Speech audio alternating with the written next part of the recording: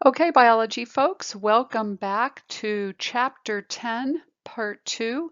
This is a continuation of our discussion on photosynthesis.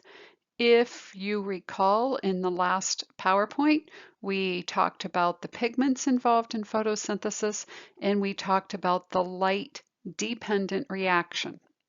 And coming out of the light-dependent reaction were two molecules, ATP and NADPH.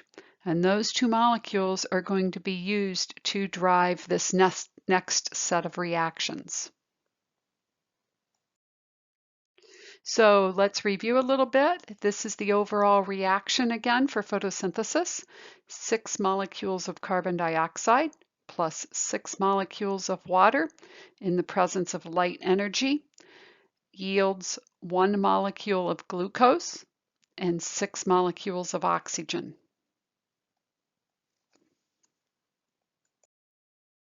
And so here's a little bit more detailed look at that. And so we have this happening in the chloroplast of the plant cell. And on the left, we have the light reactions, and that's what we covered in part 1. And coming out of the light reactions are the ATP and NADPH, and you can see purple arrows pointing to those. And so in this second PowerPoint, we're going to be focusing on the right-hand side of the graphic, what's known as the Calvin cycle.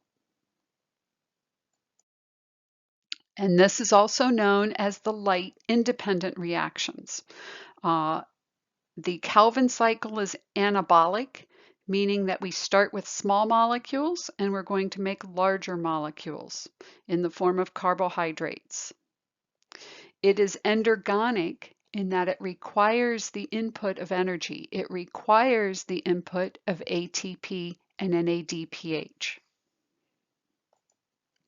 So, an overall summary of the Calvin cycle or the light-independent reactions is that these reactions produce glucose from carbon dioxide and the boosted electrons. This set of reactions happens in the stroma of the chloroplasts. Remember, that's the jelly-like filling around the thylakoid membranes.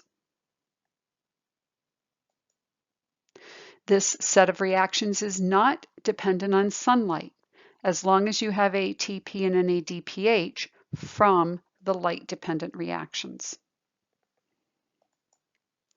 So in this case, the ATP is the energy source, and NADPH is the electron source. This is the synthesis part of photosynthesis. This is also the part of the cycle where we use those 6 molecules of carbon dioxide. If you go back to the original equation, we use the 6 molecules of carbon dioxide in this case. In this case, the enzyme Rubisco joins carbon dioxide to a sugar that we're going to call Ruby P. Ruby P is short for ribulose bisphosphate. So I think it's a lot easier just to call it Ruby P. In this case, 1 molecule of G3P exits the Calvin cycle, and you join 2 molecules of G3P. Each of those G3Ps have 3 carbon atoms. And remember that glucose is C6H12O6, so you need 6 carbon atoms to make 1 glucose molecule. You use 2 molecules of G3P to make 1 molecule of glucose. And then that Ruby P gets recycled back into the Calvin cycle.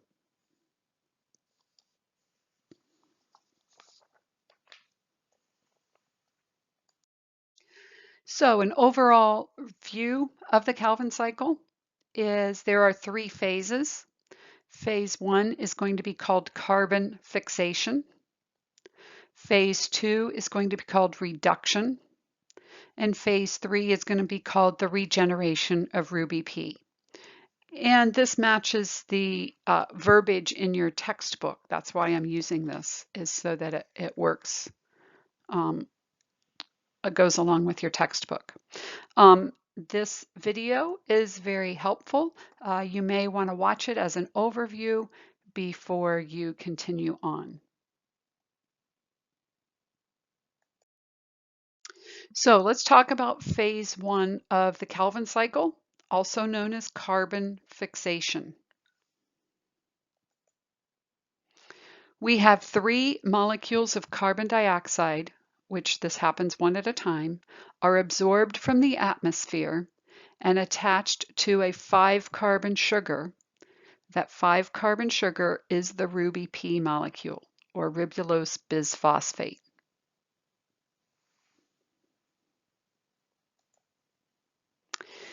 These then 3 6-carbon sugars break down into 6 molecules of 3-phosphoglycerate, or 3-PGA for short.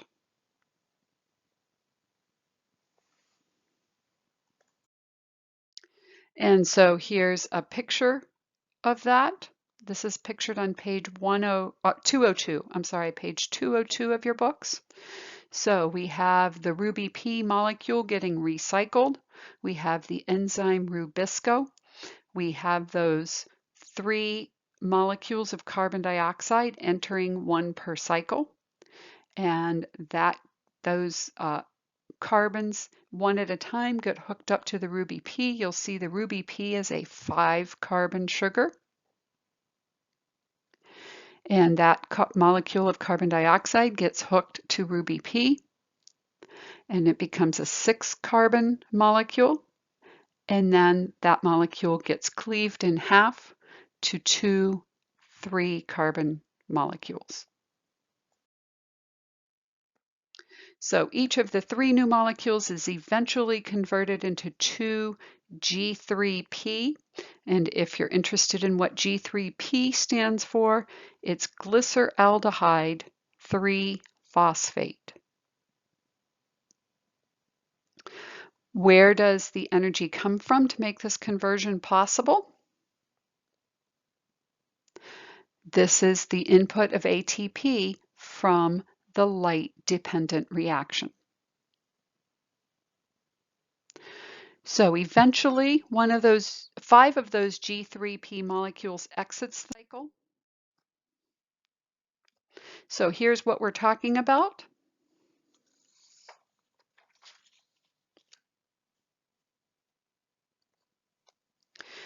And you'll see that we're saying that this is an endergonic reaction because we see the input of 6 ATP and 6 NADPH.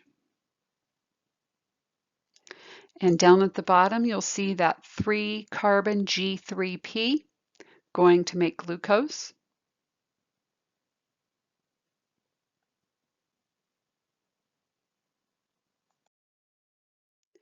And then we enter phase 3, which is called the regeneration of ruby P. So the 5 remaining, remember 1 molecule of G3P leaves to go make glucose.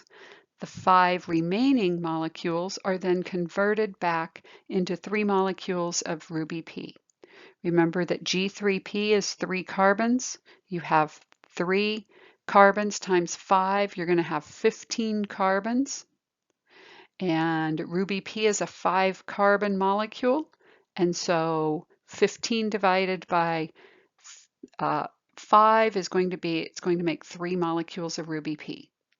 So it's real important in these cycles to just follow the carbons, not worried about the other atoms, just follow the carbons.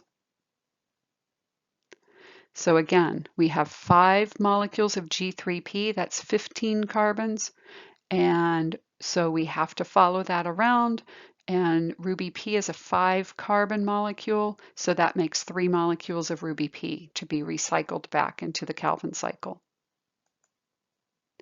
Where does the energy needed for this conversion come from?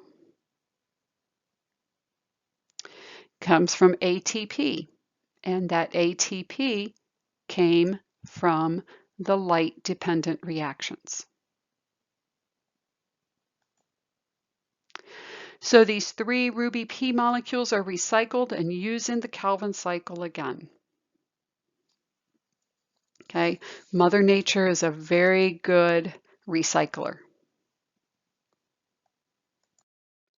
So here's that completed cycle with phase 3. Again, this is on page 202 of your books. Okay, so the important thing here is to follow the carbons. And you'll notice again on that phase 3, there's the input of 3 ATP, and those ATP came from the light-dependent reactions.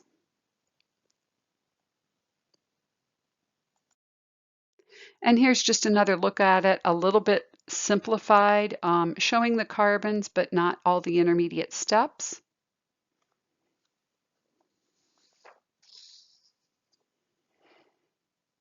The Calvin cycle. During the light reaction, light energy has been stored in the chemical bonds of ATP and NADPH. In the Calvin cycle, this stored energy is used to produce sugar molecules.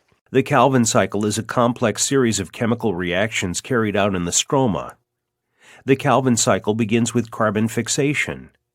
3 molecules of carbon dioxide are added to 3 molecules of a 5-carbon sugar abbreviated RUBP. These molecules are then rearranged to form 6 molecules called 3-PGA, which have 3 carbons each. In the next 2 reactions, products from the light reactions are used to boost the energy of these 3 carbon molecules. First, 6 ATP molecules contribute high-energy phosphate groups so that each 3-carbon molecule receives an additional phosphate group. 6 molecules of NADPH are oxidized, providing electrons to 6 3-carbon compounds. The electrons from NADPH reduce the 6 3-carbon compounds, creating 6 high-energy G3P molecules. G3P, or glyceraldehyde 3-phosphate, is a sugar, the final product of the Calvin cycle. One of the G3P molecules represents the 3 carbon dioxide molecules fixed so far. The other 5 G3Ps are reshuffled to regenerate the original RUBP molecules. To summarize, so far the Calvin cycle has used the energy from the light reactions to reduce 3 carbon dioxide molecules and produce 1 molecule of G3P. 3 more carbon dioxide molecules are fixed to form G3P in this same complicated way. To make each G3P, the Calvin cycle consumes 9 ATP molecules and 6 NADPH molecules. These are regenerated in the light reactions. G3P is the actual final product of the Calvin cycle. The cell can combine 2 G3Ps to make glucose, which stores the energy that chlorophyll originally captured from the sun. So let's go through the Calvin cycle step by step and do a bit of review. Is the Calvin cycle exergonic or endergonic?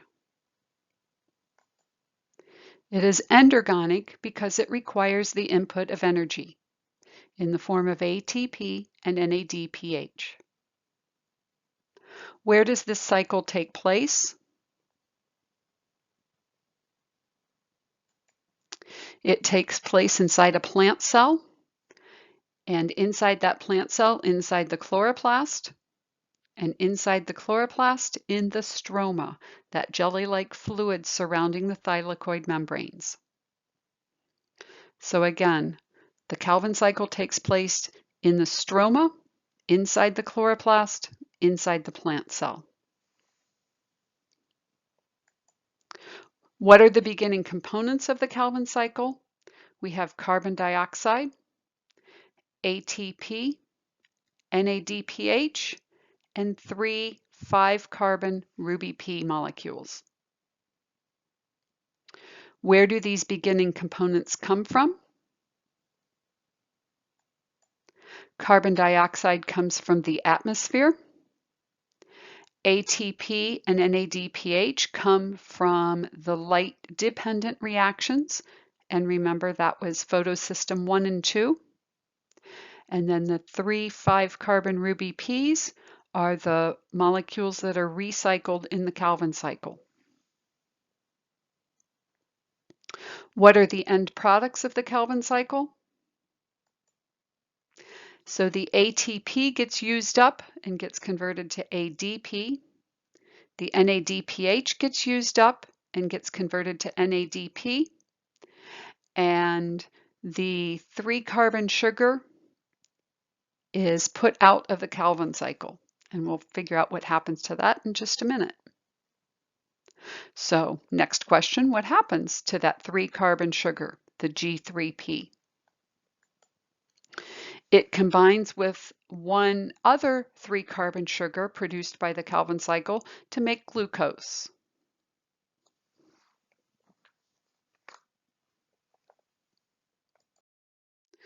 So let's continue our review of the Calvin cycle. What are the 3 phases of the Calvin cycle? Phase 1 is carbon fixation. Phase 2 is reduction. And phase 3 is the regeneration of ruby P. What happens in each phase?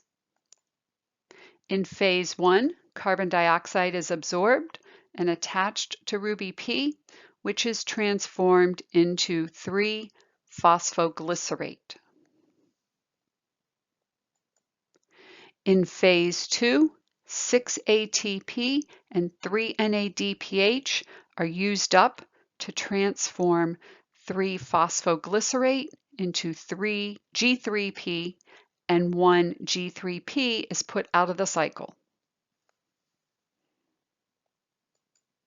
In phase 3, 3 more ATP are used to transform the 3 G3P remaining back into ruby P to be used again.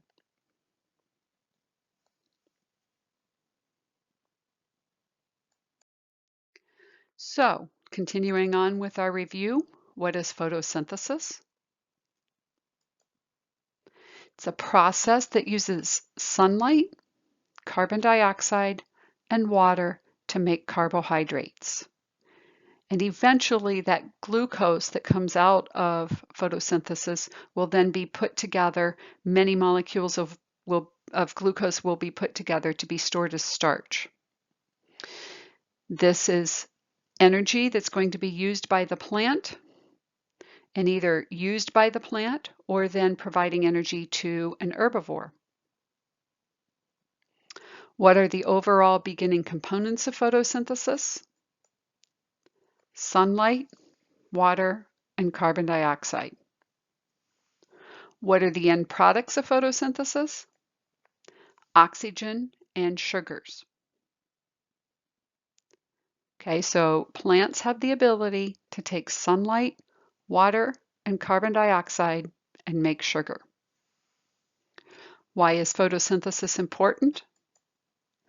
Almost all living things get their nutrients directly or indirectly from photosynthesis.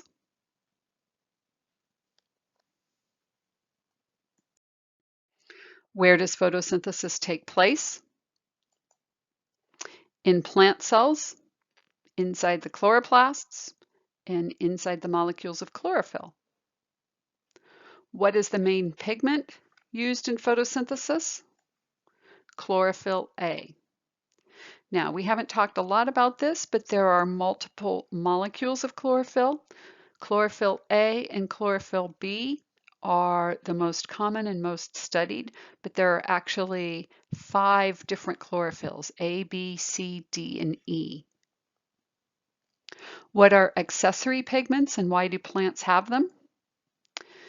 They are accessory pigments, okay, that help participate in photosynthesis and absorb light wavelengths different than those absorbed by chlorophyll A and chlorophyll B. So it just makes the extra pigments make the plant more efficient at gathering light. So name 4 accessory pigments. beta-carotene, zeaxanthin, lutein, and lycopene. And then review all steps to photosystem 2, photosystem 1, and the Calvin cycle.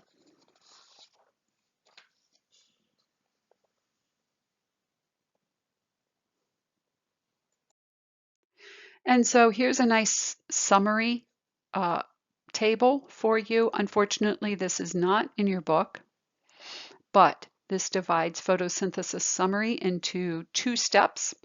On the left, in green, as you might notice, are the light-dependent reactions. Those reactions are carried out in the thylakoid membranes, and those reactions convert light energy to ATP and NADPH. It involves splitting water and releasing oxygen to the atmosphere.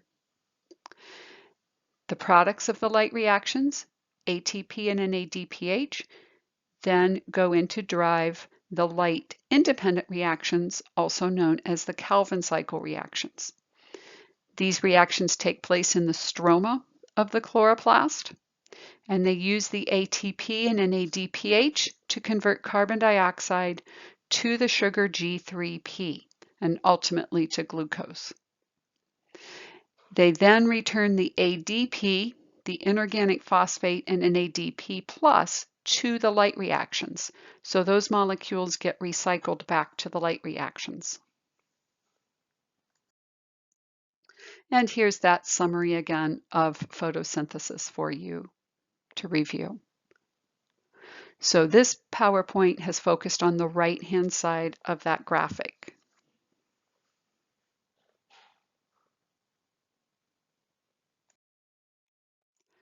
So that wraps up the normal photosynthesis, what normally happens. It's called C3 photosynthesis or C3 plants, and that's typically what happens in what we call C3 plants. Examples of C3 plants include plants such as rice, wheat, and soybeans. But now we've got to talk about some different adaptations that plants have for different habitats. And one of the obstacles that plants had to adapt to as a group was dealing with dry conditions. So plants using photosynthesis need that carbon dioxide. We saw how that is, and they need to get rid of oxygen. How do carbon dioxide and oxygen get in and out of the cells of the leaf? They have these little openings on the upper and the lower parts of the leaf called stomata. And we'll take a look at these in just a minute.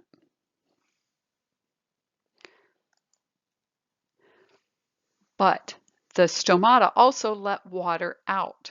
So if you are in a hot, dry area, no worries about getting carbon dioxide in and oxygen out of your cells, but when you open those stomata, water is also going to evaporate, and that becomes a problem. So in order to reduce water loss, plants close their stomata, but then this limits the amount of gas exchange. So carbon dioxide is low and becomes limited, and oxygen builds up inside the leaf because it has no way of getting out.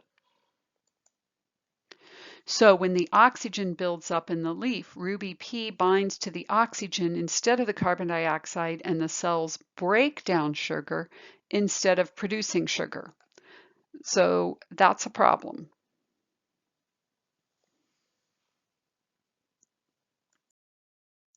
So plants have evolved adaptations for these dry conditions.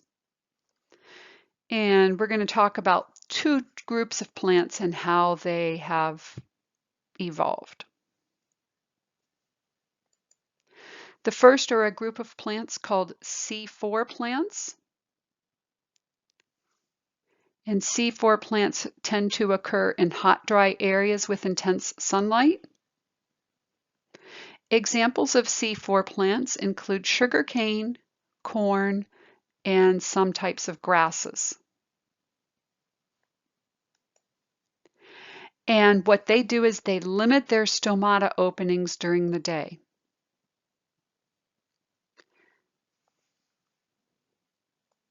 A second group of plants that have adapted in a different way to dry conditions are called cam plants, and they are found in dry areas. And a lot of succulents, which are referred to as water storing plants, such as cacti, pineapples, those are considered to be cam plants.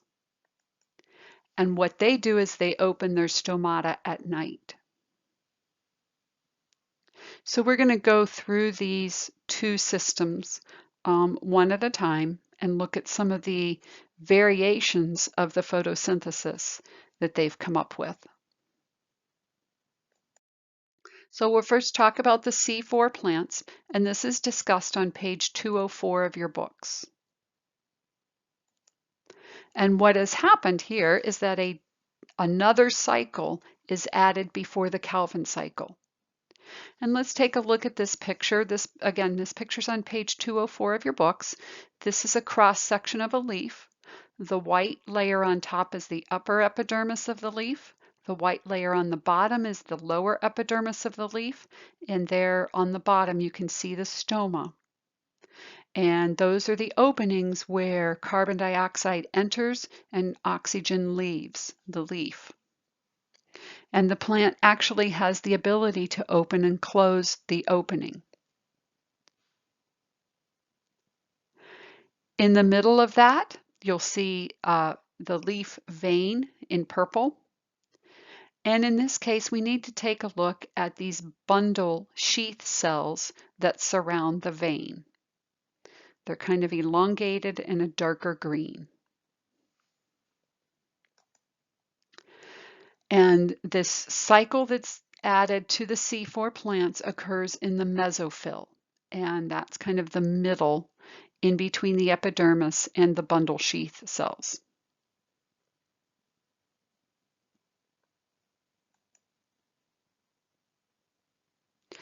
And the Calvin cycle occurs in the bundle sheath cells next to the leaf vein.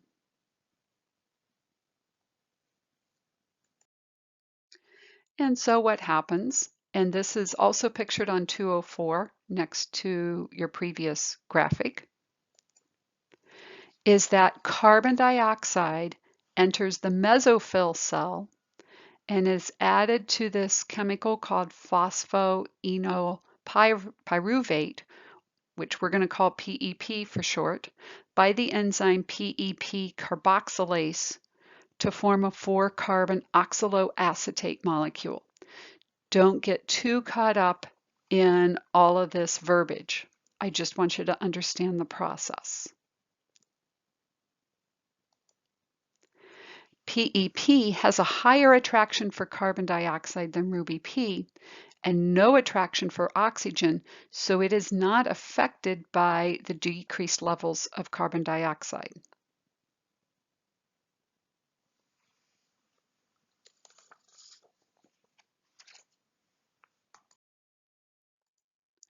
So the 4-carbon molecule, hence this is why it's called C4 plants, the 4-carbon molecule is transferred from the mesophyll cell to the bundle sheath cell where it releases carbon dioxide and is converted to pyruvate and is transferred back to the mesophyll cell.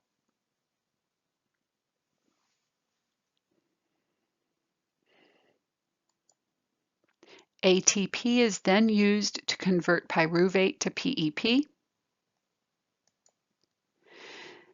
This ATP is made by the plant using a cyclic electron flow described earlier using photosystem 1, but not photosystem 2.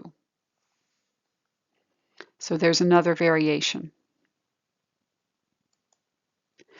The carbon dioxide then enters the Calvin cycle as usual, and then it continues with the Calvin cycle as we discussed previously. But again, this is another step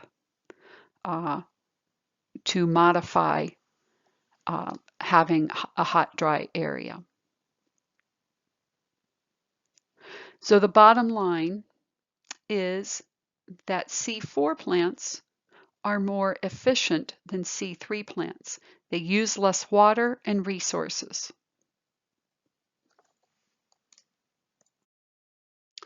Let's talk about the second situation, the CAM plants. The CAM process, thankfully, takes place all in one cell, unlike the C4 process.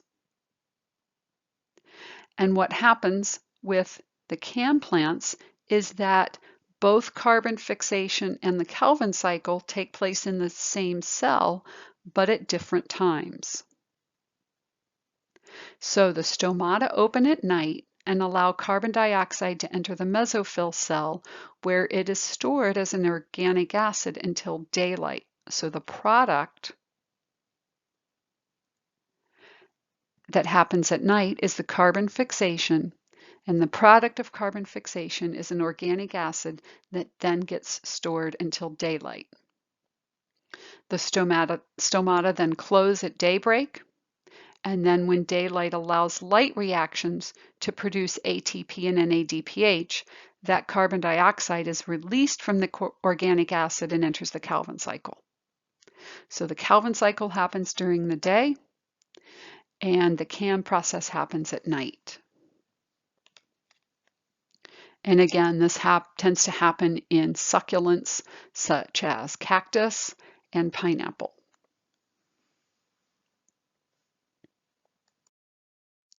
And this is pictured on page 206 of your books. Okay, so again, you see that C4 cycle happening in two different cells. And then on the right-hand side, you can see the CAM cycle, and it simply does the two different processes, one at night, and stores the product of that process until the daytime, where the products then can enter the Calvin cycle. But the bottom line is, regardless of whether we're talking about the C3, C4, or CAM cycle, it's all to produce sugar, glucose.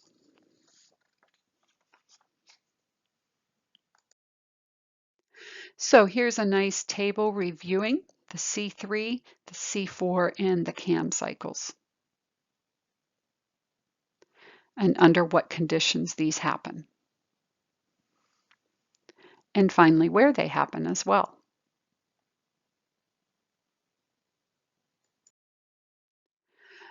We are doing all sorts of research to try to figure out how we possibly might be able to make fuel from this photosynthesis process. And this is just a picture of one of those ongoing studies.